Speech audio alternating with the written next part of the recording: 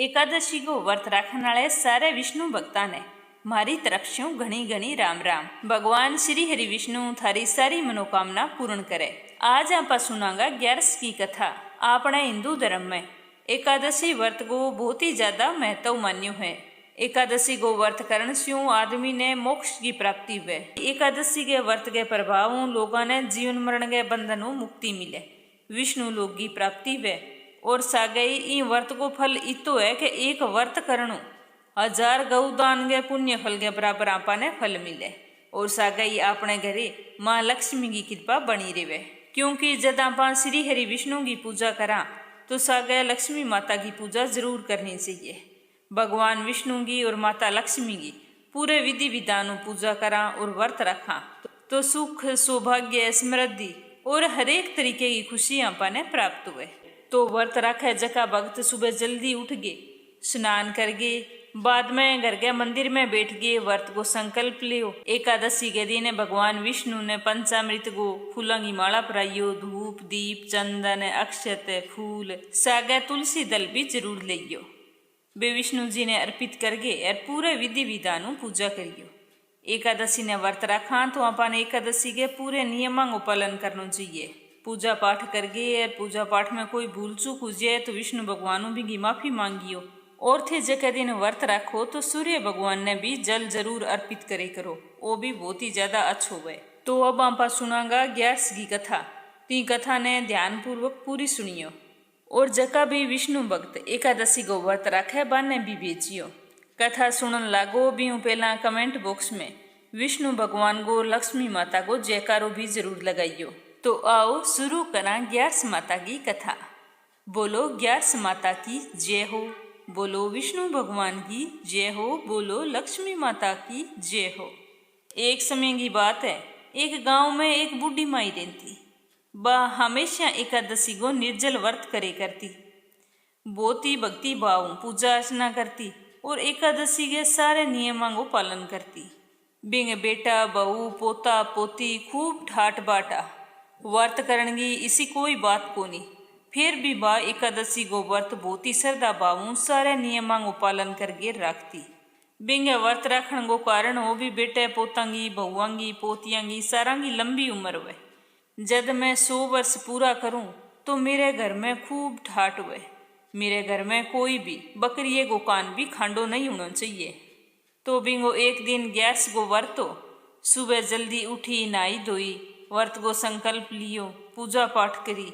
गर्मी का दिन ना बुरी तरह प्यास लागी तो बड़ मन ने कठोर कर गए और आपकी प्यास ने रोकी रखी।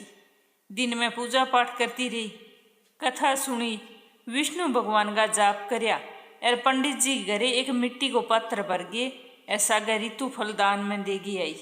सारे दिन पानी को और दान पुण्य करती रही। तो गर्मी के कारण बूढ़ी तो ही वह बिन बहुत ही ज्यादा बेचैनी होने लगी। तो वह बार बार पानी कुल्ला करे, मुंह धोवे। तो थोड़ी देर तो रात मिले, फिर भी वो तो वही हाल। तो वह कई देर तो बारे जागे पानी में बैठी रही। अब गर्मी का दिन ना पानी में बैठे हूँ के हुए बंग तो थोड़ी देर शांति मिले, फिर भी वो तो वही हाल उजे।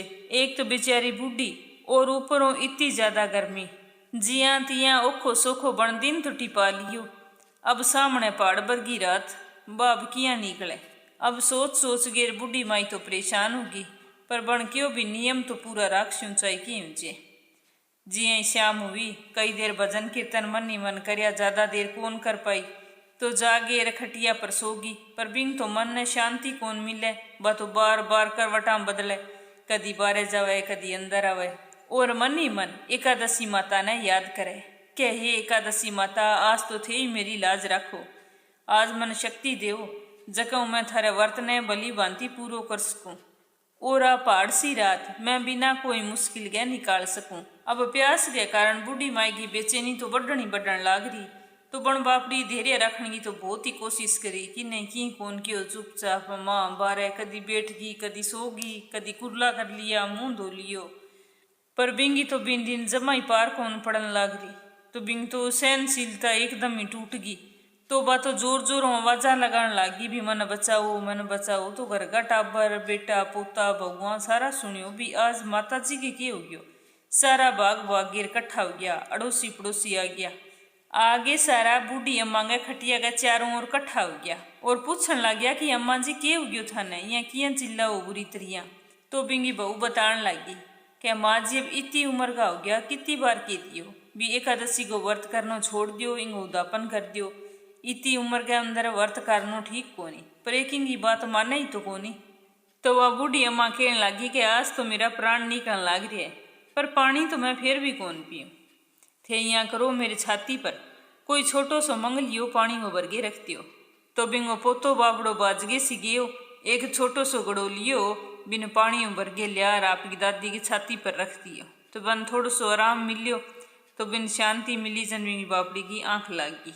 सारा अड़ोसी पड़ोसी आपके घरे उठ गया, बेटा बहू पोता सारा सो गया। भी चलो भी एक बारी अम्मा जी सो गया, इतने दिन निकल जाएगो, फिर आपके व्रत को पारण कर ले सी। पोता पोती बापड़ा छोटा आपकी दादी को वाल देख गेर दुखी तो हुआ, पर इलाज भी कियो। भी दादी कहनो तो माने को नहीं, एकादशी को व्रत तो राखसी। तो सारा विष्णु भगवान ने याद करता करता जागीर आप के कमरे में सो गया। तो एकादशी माता सोचन लगी क्या बूढ़ी अम्मा है तो बहुत ही ज्यादा कठोर है, पानी तो कौन पिए, मन जागे रिंगी परीक्षा लेनी उसी। मैं देखूं भी आ बूढ़ी अम्मा सच में ही पानी कौन पिएगी। इन ध्यान लगे कि भी दिन उग गयो या कोनी उग गयो। ओ सोच गे एकादशी माता तो आपको मुर्गे को रूप लियो, बूढ़ी माई के घर के बाहर जागे आवाजा लगान लग गयो। तो मुर्गे की आवाज सुनता ही बूढ़ी माई की आंख खुल गई, जल्दी सी बापड़ी खड़ी हुई एर बारे आई, देखने लगी भी अजय ताई तो तारा है आसमान गे माँ, एर जको तारो दिन उगते टाइम दिखे करे, वो तारियो तो जे निकलियो ही कोनी। आज आ के बात हुई के मुर्गो रात नहीं आवाज लगान लाग रही है। तो बेचारी मुश्किलों तो सोई एर बाजार खड़ी हुई एर सोचो कोई देर, इतना बिन तो फिर प्यास लाग गई। अब प्यास के कारण बिंगो मन बहुत ही ज्यादा यहाँ विचलित होने लग गयो। बढ़िया सोचो भी के करूँ, आज जान तो निकलेगी, पानी पी लूँ या ना पीऊँ, दिन तो जे को नहीं उगेड़ो। पर बड़ो मन में निश्चय करियो भी आज चाहे जान निकल जाए, पर आज को व्रत तो मैं पूरो करके ही छोड़स्यो। सोचती सोचती खटिया पर जागीर सोगी। तो एकादशी माता सोचो अभी फिर ही परीक्षा ले, अणत पानी कौन पियो। तो बण एक छोटी सी बालिका को रूप बनायो, अरे एक गिलास में शरबत ले गई, अरे बिंग सिराना आर खड़ी होगी और जोर जोरों बोलन लगी क्या दादी जी सवेरो हो गयो, जल्दी सी खड़िया वो हाथ मुंह धो लियो, शरबत पी लियो, काल का परेशान होने लाग रहा, देखो मैं भी थाने देख के कितना दुखी होने लाग रहा।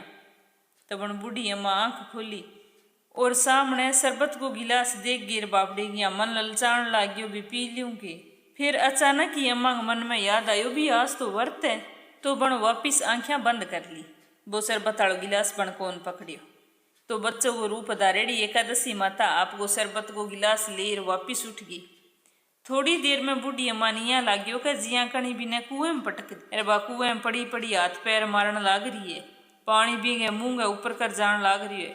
तो बण आपको मुंह कस के बंद कर लियो, एक बूंदी पानी मुंह में कौन जान दियो और आपके व्रत को पालन करती रही। मन ही मन एकादशी माता ने विष्णु भगवान ने याद करती रही।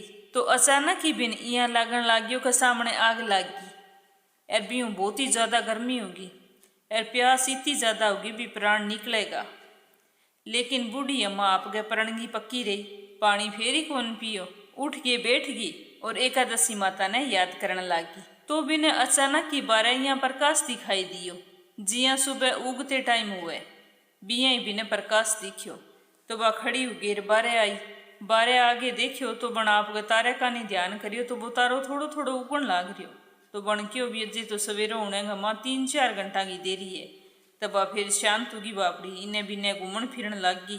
तो एकादशी माता तो आ बात अच्छी तरह समझ गई, बिया बूढ़ी अम्मा की तरीके हुई आपको व्रत तोड़े को नहीं, पूरे नियमों आपके व्रत को पालन करेगी, चाहे मैं कितनी कोशिश कर रही हूँ। तो ग्यारस के व्रत की इतनी सच्ची और पक्की भगत देख के ग्यारस माता बहुत ही खुश हुई और बूढ़ी माई ने आशीर्वाद दियो। जका बिंगे शरीर में बापड़ी के सत वापर गयो। तो आराम हो बचेड़िया 3-4 घंटा निकल गया, फिर सवेरो हो गयो।